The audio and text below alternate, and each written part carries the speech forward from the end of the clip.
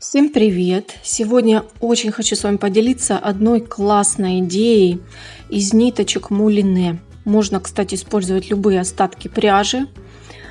Мне эта техника очень понравилась, я прям влюбилась в нее, уже наделала кучу таких поделок.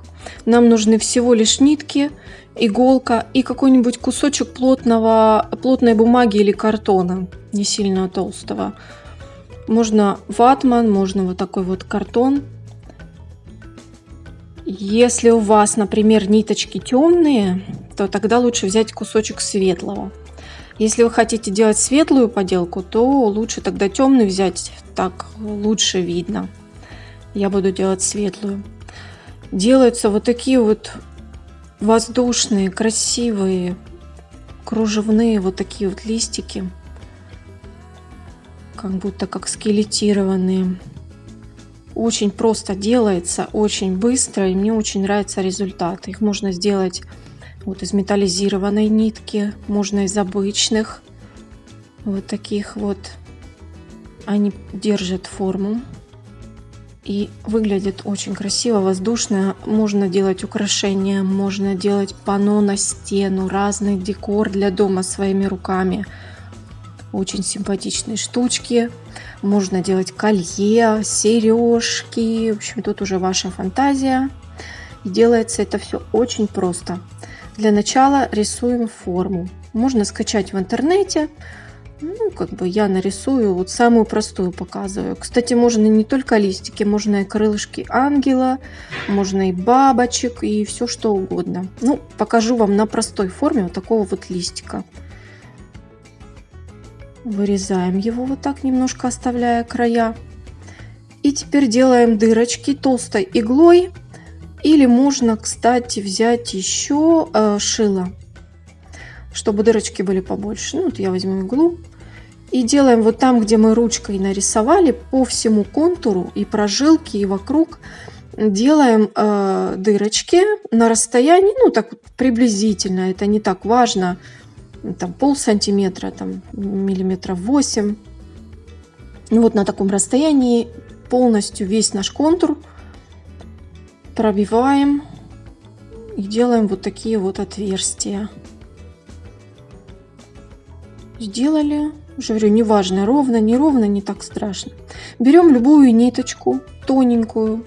Я возьму красную, чтобы было виднее вам. Вот, она не играет никакой роли, мы ее потом будем убирать. Делаем такой жирненький узелочек, чтобы он не выскочил. Ниточка в один слой. Прокалываем вот здесь внизу по дырочкам. Мы все делаем по тем дырочкам, которые мы сделали, по тем отверстиям. Вот таким образом прокололи. И теперь берем нитку мулине, которую мы выбрали, или пряжу любую, которую вы выбрали. Вот так прикладываем. И возвращаем иглу в то же отверстие, из которого она вышла. То есть мы, по сути, ниткой прихватываем нашу толстую нитку мулине. Вот таким образом. То есть игла выходит из отверстия и возвращается в него же, но при этом ниткой захватывая толстую нитку мулине. Находим следующее отверстие. Сначала вышиваем черенки вот эти вот, не знаю, как правильно назвать. В общем, вы поняли. Вот. И опять возвращаемся иглой в то же отверстие. Вот так. И прихватываем нашу нить мулине. Теперь идем вот в эту прожилку. Опять находим отверстие ближайшее. Входим туда иглой снизу. Подставляем нашу ниточку.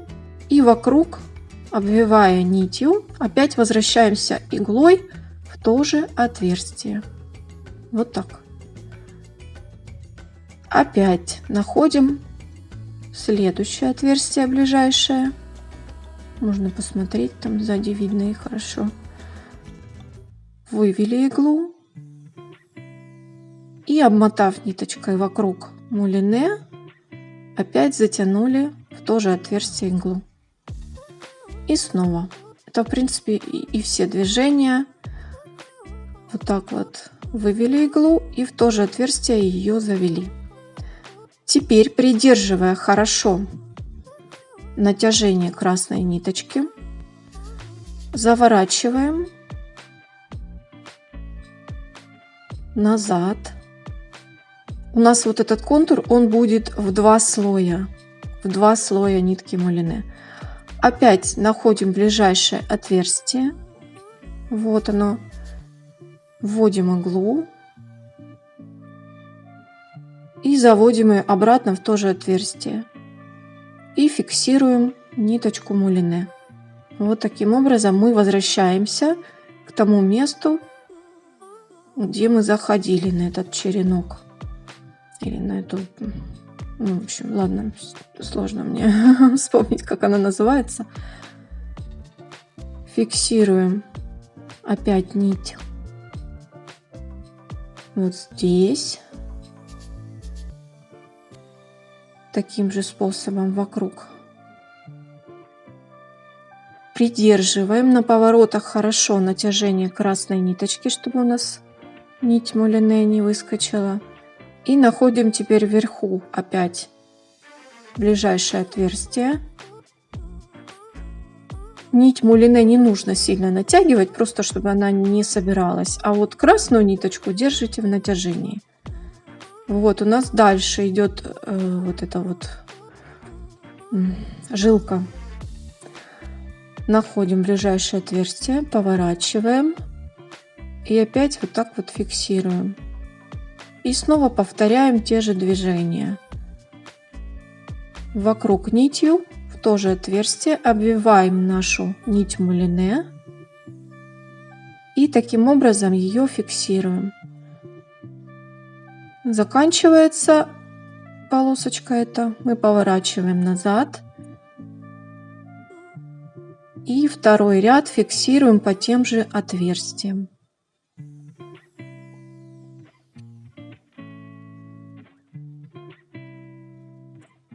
И продолжаем так,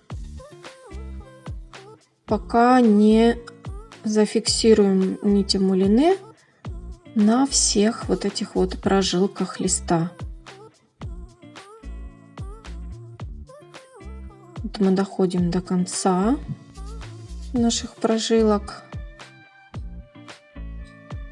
И теперь нам нужно вернуться и зафиксировать нить вот по основной прожилке, вот этой средней. Вот мы ее также зафиксировали. Теперь пойдем по кругу. Находим ближайшее отверстие. И точно так же фиксируем красной нитью нашу ниточку мулине. Идем по периметру листочка теперь. Вот мы закончили. Теперь можно вот этот хвостик, если он вам не нужен, например, его можно вот сюда вот просто завернуть. Вот так вот подрезать, завернуть. Сверху положить нашу основную нить. И вот так и зафиксировать. Но можно этот хвостик, в принципе, и оставить. Это уже как вам больше нравится. Ну и повторно мы проходимся по периметру листа. Вот, весь наш контур листа, он у нас два раза нитью проходим мы. Точно так же по тем же отверстиям вокруг красной нитью. Вот мы все прошли здесь. Сейчас хвостик тоже зафиксируем хорошенько. И можно сделать простой узелочек. Эта красная нить, она играет роль фиксации. Она фиксирует, мы ее потом будем убирать. И обрезаем практически под корень. Чуть-чуть оставляем. Вот что получается в итоге. Теперь мы заправляем две ниточки того же цвета из нити мулине. Делаем узелочек. Заправляем в тонкую иголочку. И теперь мы будем делать прожилки. И будем обвивать вокруг вот этой толстой нити мулине. Обвивать вот эту тоненькую ниточку. Чтобы все наши вот эти толстые прожилки были обвиты вокруг, обшиты вот этой вот тонкой ниточкой, чтобы они были тщательно зафиксированы. Можно сразу пройтись по контуру и сначала его вот так вот обвить, обшить этой тонкой нитью, а можно параллельно делать и прожилки, и обвивать параллельно вот эти вот части толстенькие. Смотрите, вот я соединила прожилкой. Вы просто протягиваете иглу под двумя частями. Вот таким образом.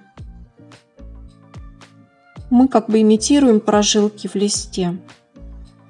И параллельно обматываем несколько раз в разных местах весь наш контур. Просто вокруг. Вокруг этих ниточек обвиваете тонкую нить. Вокруг контура обвиваете тонкую нить. И параллельно делаем прожилки. Поворачивайте вот так вот, куда вам нравится. И потом делаете, обшиваете вот этот контур несколько раз. Вы так и нитку фиксируете, и фиксируете контур.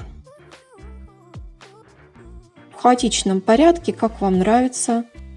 Мне этот хвостик не нравится. Сейчас я его чуть подстригу. Вот так. Вот получаются такие прожилки. И не забываем вот этот контур обшивать, чтобы он весь был обшит. Теперь можно, вот смотрите, вот так прихватить эту прожилку, которую вы сделали. Ой. И вот так затянуть. Видите? Получаются такие, как ячеечки. И, например, вот здесь вот ее зафиксировать несколько раз, обвив тонкой нитью вокруг контура. И можно ее куда-то завести, например, вот сюда, вот так.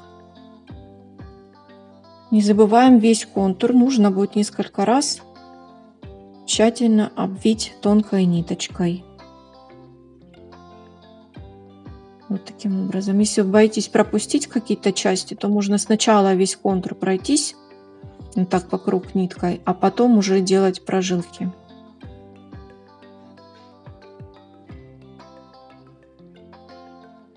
Идем дальше.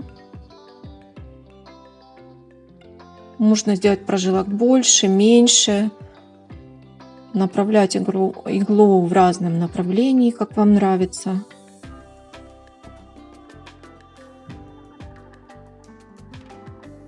Вот, ведете и смотрите.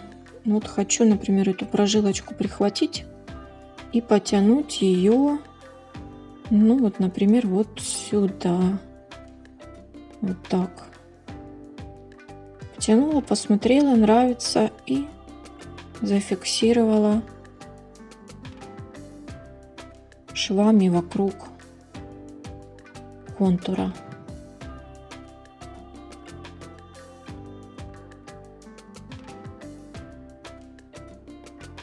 Вот так. И смотрю. Теперь хочу вот так еще повернуть.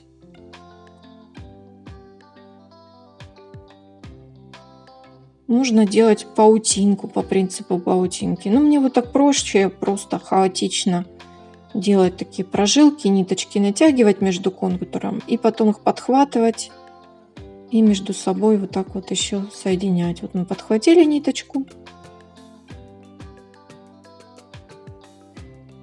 и присоединяем ее куда-нибудь к контуру. Ну так, в принципе, же можно и паутинкой такой более не хаотичной, а такой более... Господи, как сложно подбирать слова, когда что-то делаешь. Такое более упорядоченное действие делать. Ну вот вы потихоньку вот так вот добавляете, цепляете эти тонкие ниточки, протягиваете их, соединяете с контуром в разных местах. И получается вот такой вот листочек с прожилками, как паутинка внутри. За счет разницы толщин, вот контур с более толстой ниткой, а прожилки с более тонкой. Вот оно так и выглядит изящно, воздушно, такое практически кружево получается.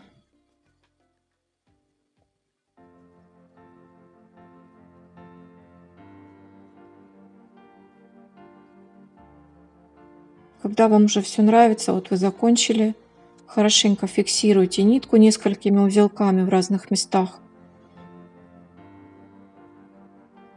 И теперь это все я покрываю лаком для волос. Можно фиксирующий спрей для макраме, можно акриловый лак, можно, не знаю, еще какой-нибудь канцелярский клей. Я вот тут, знаете, пожалела, что я ручкой нарисовала листочек. Видите, немножко размыла ручку. Лучше это делать простым карандашом. Теперь нам можно вот эту нитку, когда уже высох наш листочек, убрать вот эту красную нитку, разрезать ее просто ножницами, так пальцами, очень легко она убирается. Вот, и можно снимать листочек. Он уже высох, он зафиксированный хорошо. Можно его покрыть еще акриловым лаком, можно так просто оставить. Он держит форму после лака для волос. Вот такой вот воздушный, симпатичный маленький листочек. А можно и большой вот такой вот.